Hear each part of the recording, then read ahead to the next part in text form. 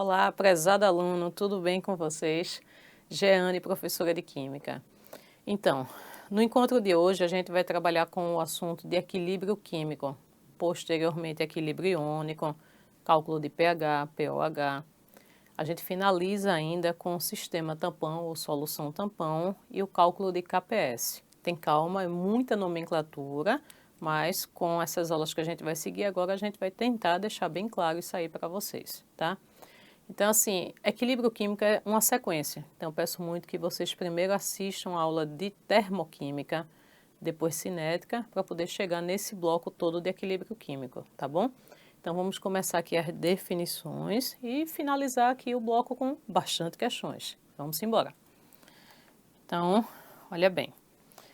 A gente em cinética química falou então para vocês que velocidade da reação direta. Então, a velocidade era verificada pela concentração dos reagentes. Então, imagina aqui agora comigo na tela uma reação hipotética. Veja, eu vou chegar para você e vou dizer, eu tenho uma reação A mais B, formando produtos C mais D.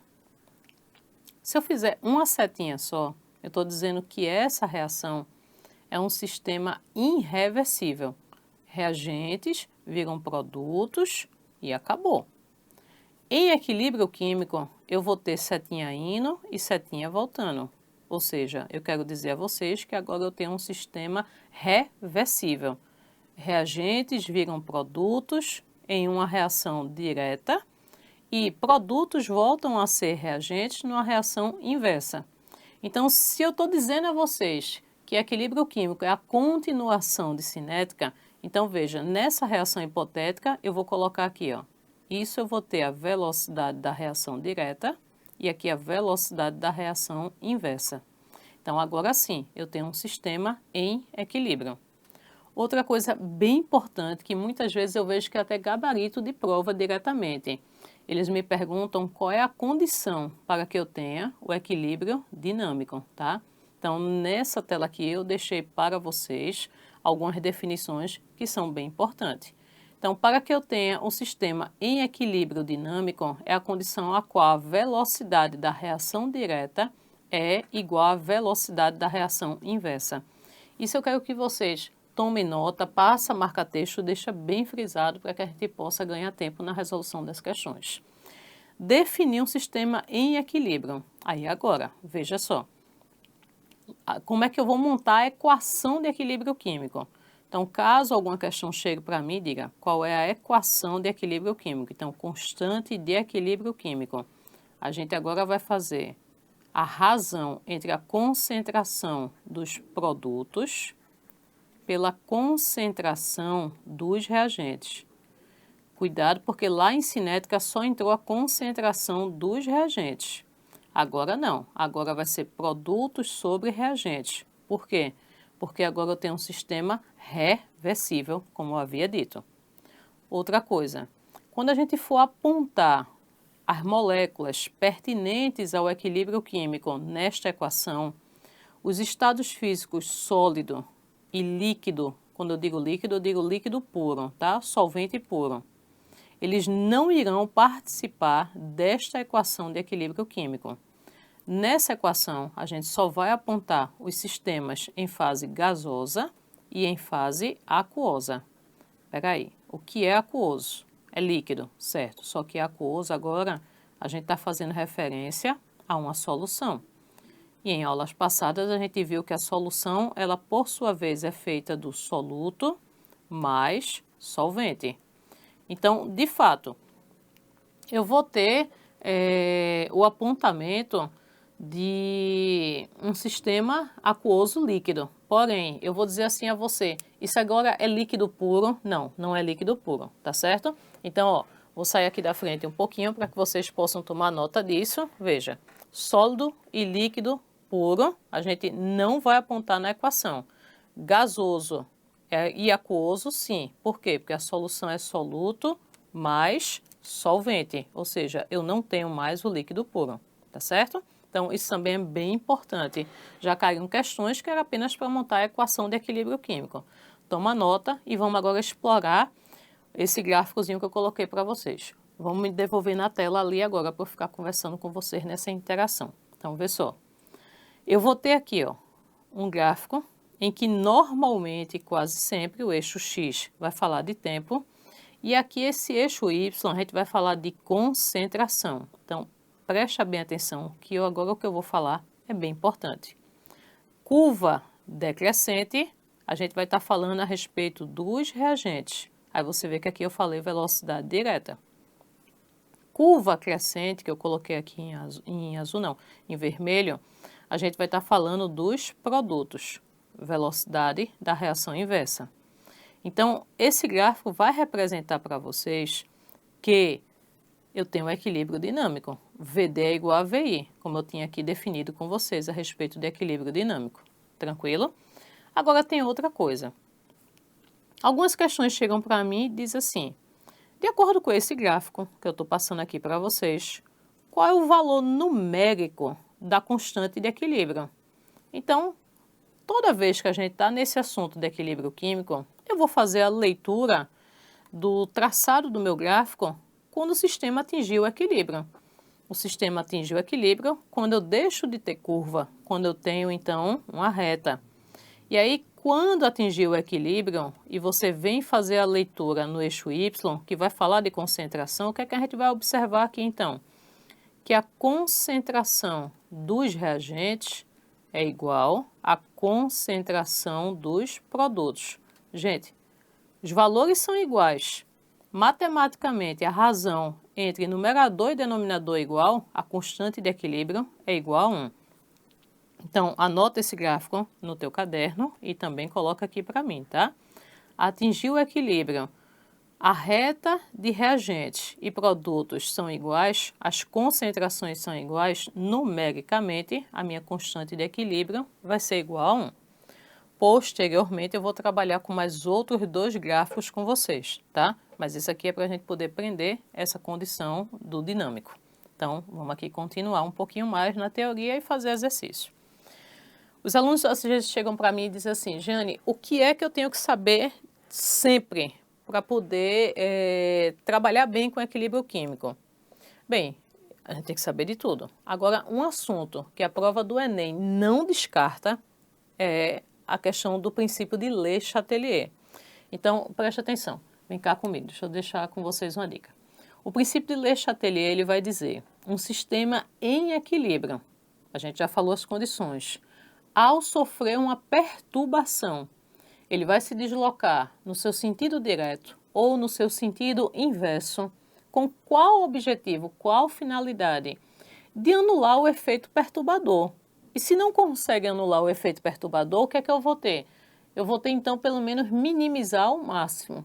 Então, eu vou ler com vocês, tá? A definição que eu coloquei aqui no slide a respeito do princípio de Le Chatelier, mas a gente vai trabalhar com esse aspecto.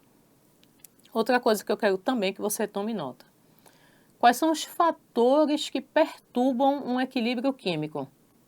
Concentração, temperatura e pressão. E aí, quando eu falo de pressão, eu vou falar de pressão de fase gasosa, tranquilo? E aí, a prova do Enem, tá? E até outros vestibulares, mas a gente está dando foco maior aqui a esse curso do Enem, ele gosta de falar de catalisador, porque catalisador a gente usou lá em cinética. Catalisador, por favor, ele não desloca uma reação em equilíbrio. Porque o catalisador, ao ser adicionado, ele vai aumentar em mesma proporção a velocidade da reação direta e inversa, em mesmo percentual, em mesmo pacote. Então, se eu vou aumentar igualmente VD e VI, eu não vou ter o equilíbrio sendo deslocado ou favorecido em nenhum lado. Tranquilo? Então, ó, concentração, temperatura e pressão, aí sim a gente vai perturbar o equilíbrio químico. Catalisador, de jeito nenhum. Catalisador fica lá em cinética, que por sinal a gente abordou e fez bastante observações. Então, vamos voltar aqui para a tela. Então, eu coloquei aqui para vocês, ó, princípio de Le Chatelier. Aí aqui eu tenho, ó, quando um sistema em equilíbrio é perturbado por um fator externo, ele sai desse estado reorganiza-se e desloca-se no sentido oposto, na tendência de anular tal fator e de estabelecer um novo estado de equilíbrio. E aqui abaixo foi o que eu fiz. Eu coloquei os 3 fatores que eu falei com vocês que iriam, então, perturbar esse sistema em equilíbrio. Temperatura no primeiro, concentração no segundo e pressão para a fase gasosa, tá certo? Então, vamos ver aqui esses 3 fatores, como é que, então, vai abordar dentro de questões. Então, vamos aqui. Primeira questão que eu coloquei para vocês. Questão do Enem 2015. Então, vamos aqui observar. Ele diz assim, ó.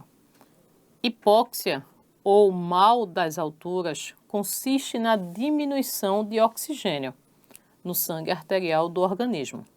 Por essa razão, muitos atletas apresentam mal-estar, dores de cabeça, tontura, falta de ar e etc., ao praticarem atividade física em altitudes elevadas.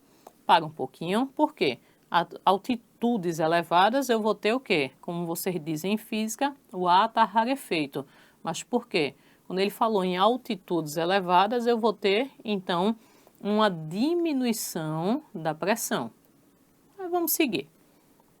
Nessas condições, ocorrerá uma diminuição na concentração de hemoglobina oxigenada, que é o complexo HbO2, produtos, em equilíbrio no sangue conforme a relação. Então, reação dada, balanceada, sistema reversível, equilíbrio químico, mal da montanha e aí a fonte de pesquisa. Pergunta da questão.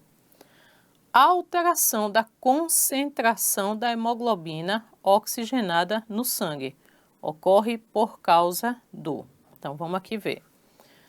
Letra A, elevação da pressão arterial. Bem, ele falou sobre oxigênio. Então, tem pressão aqui, abordando, tem. Deixa aí guardadinho. Quando ele chega na letra B e na letra C e vem falar de temperatura, aí neste momento eu não tenho como trabalhar com o fator temperatura. Por quê? Porque para eu poder trabalhar com o fator temperatura nessa reação, eu teria que saber se o lado direto, se o sentido direto, melhor dizendo, é endotérmico ou exotérmico e o inverso também. Então, se você voltar aqui na tela comigo, você vai ver que eu coloquei aqui, ó, temperatura. Aí eu vou ter que falar do sistema endotérmico e o exotérmico também. Então, como aqui a gente terminou de ler a questão e eu não tenho dados para poder julgar se a reação direta é endo-exo ou pelo menos a inversa, a gente já deixa temperatura um pouquinho de lado. Aí ele vai falar aqui para mim, vê. A alteração da concentração da hemoglobina oxigenada. Então, veja, hemoglobina oxigenada no sangue. A alteração da concentração. Quem é hemoglobina oxigenada? Ele já disse no enunciado. HbO2. Então, aqui, ó, meu produto. Aí ele vai dizer assim, na letra E, porque eu estou pulando um pouquinho a letra D, porque ele está falando aqui também da pressão. Deixa aí guardado. Na letra A ele diz assim, diminuição da quantidade de hemácias. Muito cuidado. Hemácias não é o HB. HB é o quê? É hemoglobina, tá? Então aqui hemácia não faz parte do meio reacional. Então veja, eu já coloquei para fora a letra B, letra C e letra E. Minha reação está falando da hemoglobina, não da hemácia no momento. Aí agora eu tenho 2 fatores para trabalhar com a pressão. Na letra A ele diz pressão arterial. Na letra D ele vai falar pressão parcial do oxigênio. Aí sim, nosso gabarito, letra D. Mas por quê? Porque oxigênio faz parte do meio reacional. Agora, pressão arterial, eu não tenho ainda como interagir a pressão arterial dentro do meu mecanismo, porque quando ele fala pressão arterial, elevação, ele está falando de toda a reação, e aí não somente de um lado. Na letra D, não, ele fala pressão parcial do oxigênio. Aí aqui eu vou dizer para você que eu tenho como interagir, tá? Uma alteração na concentração, porque o oxigênio faz parte do meio reacional. Então, eu comecei com vocês com uma questão um pouquinho mais confusa em relação à interpretação de texto, mas a gente vai com calma, tá? Para poder encaixar o princípio de Le Chatelier. Vamos para a próxima questão. Essa questão aqui, ela foi de 2016, e aí eu fico bem preocupada, vem cá comigo, deixa eu dar uma conversada com vocês. Quando o aluno às vezes me perguntam, Jeane, eu posso descartar a leitura do enunciado? Não, em química de jeito nenhum, tá? Eu sei que a gente tem pouco tempo para poder fazer essa prova do Enem, mas assim, quanto mais questões vocês fizerem durante esta preparação, vocês vão ter mais desenvoltura e ganhar tempo na hora da resolução da prova. Por quê? A gente vai ver nessa questão aqui que se o aluno pulasse a leitura do enunciado e fosse direto para a pergunta da questão, ele ia cair em pegadinha, tá? Então, sempre faz leitura e presta mais atenção à pergunta da questão. Então, vamos lá, a questão.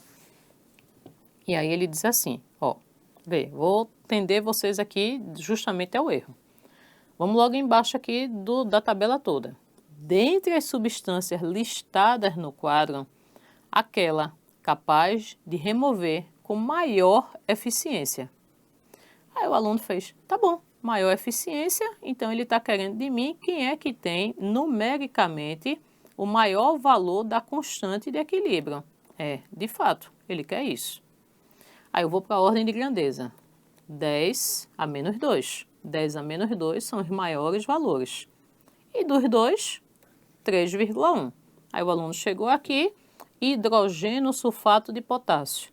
Hidrogênio sulfato de potássio, letra E o gabarito. E perde a questão.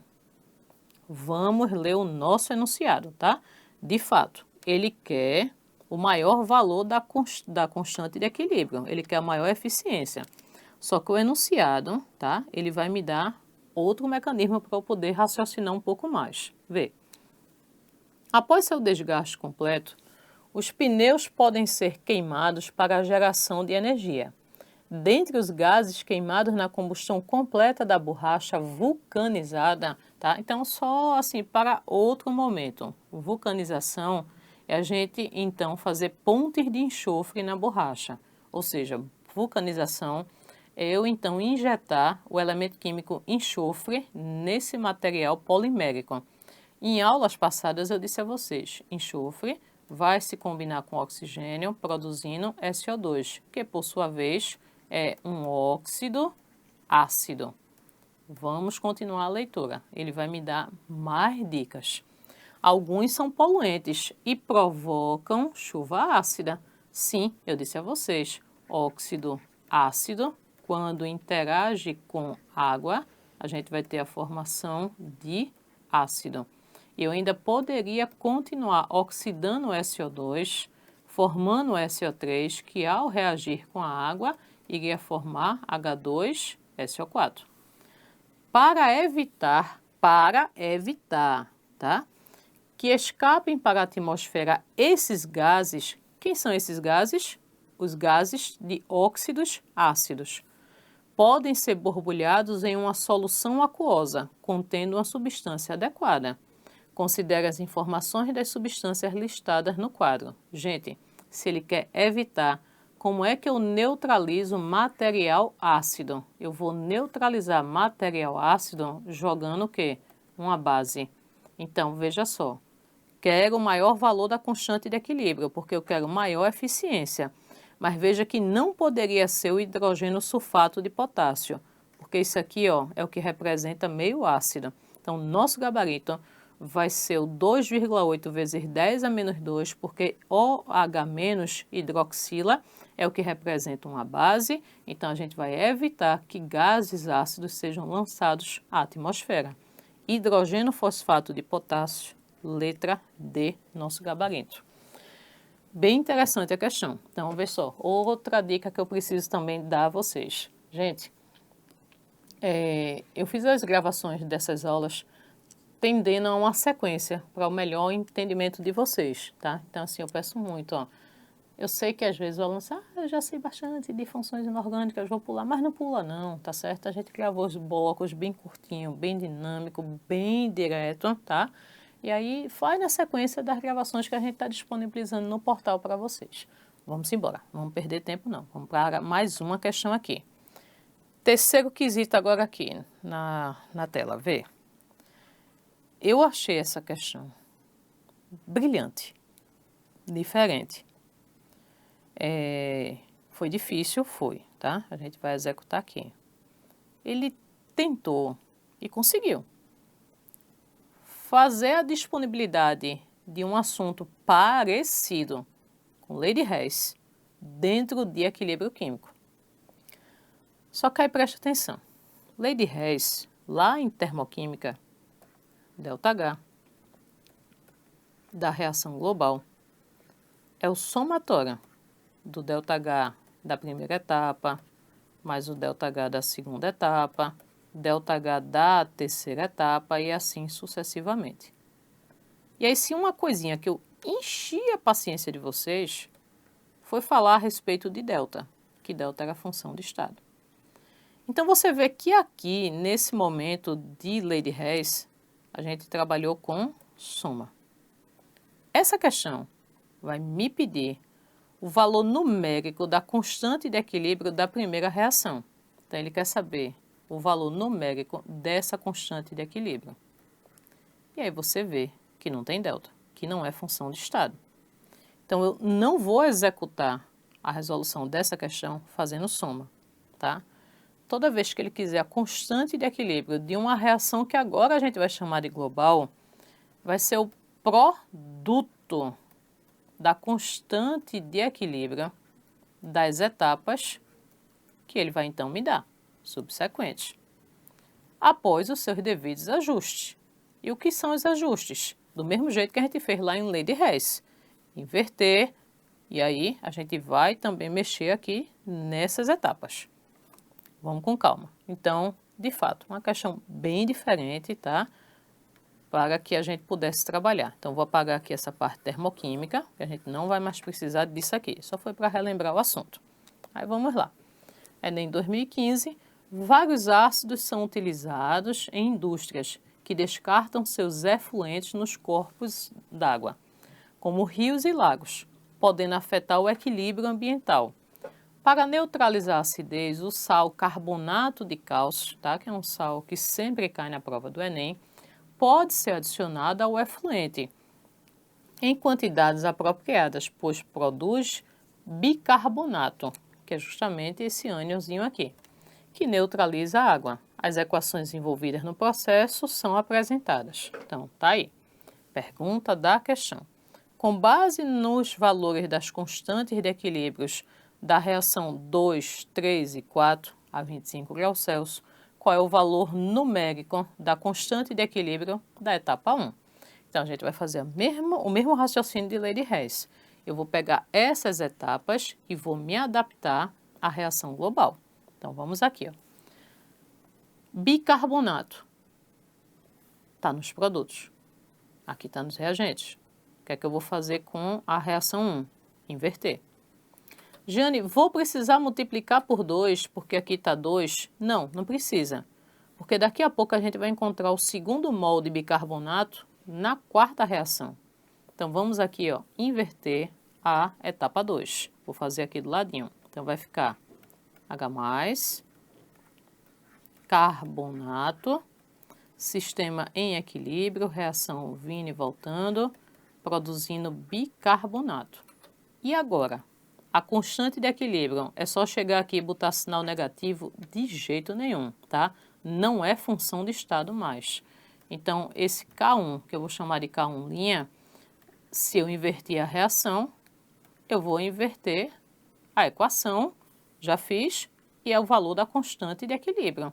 Então, eu vou fazer a minha função inversa, ou seja, o novo valor de K1' que eu estou chamando vai ser 1 sobre 3 vezes 10 elevado a menos 11.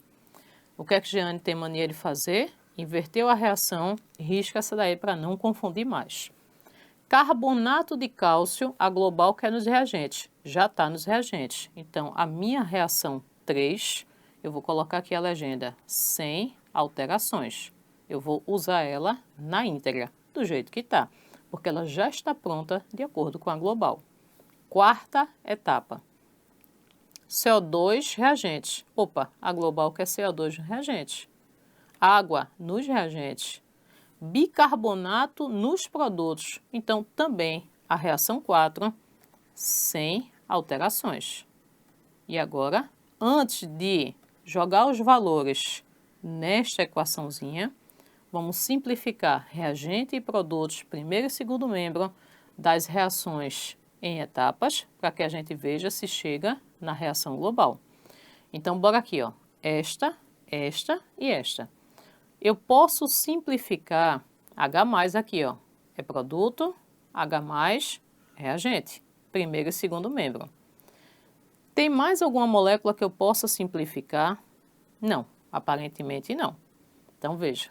Na minha reação 2, invertida, carbonato nos reagentes. Opa, tem carbonato nos reagentes? Não, não tem carbonato nos reagentes. Então, olha para cá, gente, ó. Se a gente não tiver atenção, ó, dá para simplificar, ó, produto, reagente. Ou seja, da reação 2, invertida, sobrou bicarbonato, mais outro mol de bicarbonato, 2 mols nos produtos.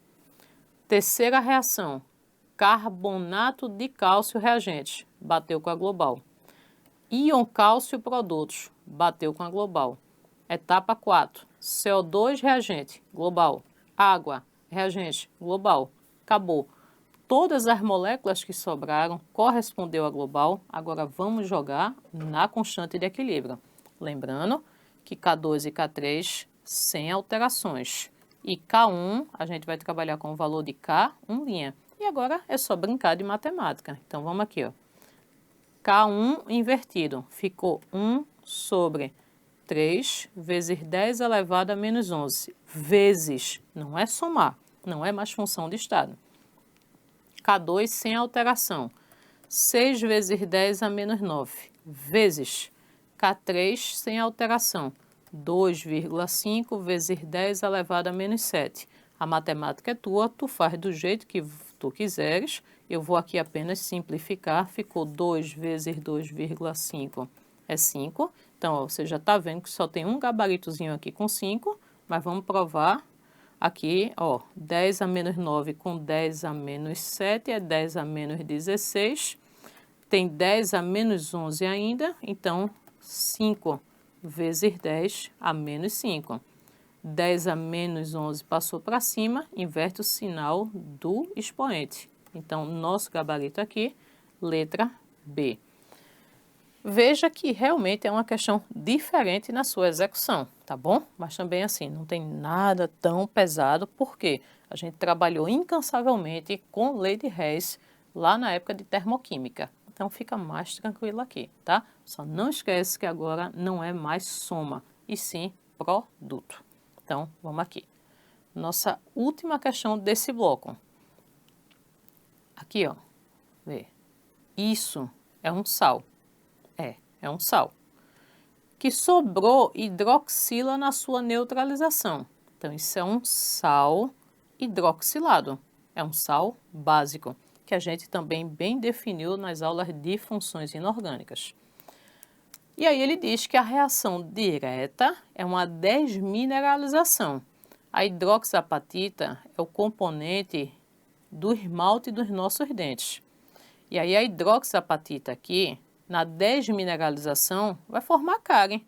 Ela deixa de existir e vai produzir os íons. Na mineralização, esses íons então vão interagir para produzir novamente o esmalte dos dentes. Então, você olha para cá, que o enunciado agora dessa já é um pouquinho grande. Então, vamos fazer o seguinte, qual é a pergunta da questão? Aí depois eu já vou para o enunciado ganhando tempo. Considerando que uma pessoa consuma refrigerantes diariamente, poderá ocorrer o processo da desmineralização dentária, devido ao aumento da concentração. Então, eu disse a vocês que a gente iria perturbar em Le Chatelier um equilíbrio químico com concentração, temperatura e pressão. A questão já disse, vê, vai acontecer a desmineralização. A questão está te dizendo assim, ó, essa reação vai sofrer um deslocamento no sentido direto, que é da desmineralização. Mas por que teve um aumento na concentração de quê? Então, vamos lá. Fazer uma leitura bem rápida agora do enunciado. Os refrigerantes têm se tornado cada vez mais o alvo de políticas públicas de saúde. Os de cola apresentam ácido fosfórico. Então, ácido fosfórico eu trabalhei muito com vocês em ácidos diarrênios. Substância prejudicial à fixação do cálcio. Gente, vamos dar uma paradinha aqui, vamos só ganhar aqui, enriquecer essa questão para a resolução de outras questões.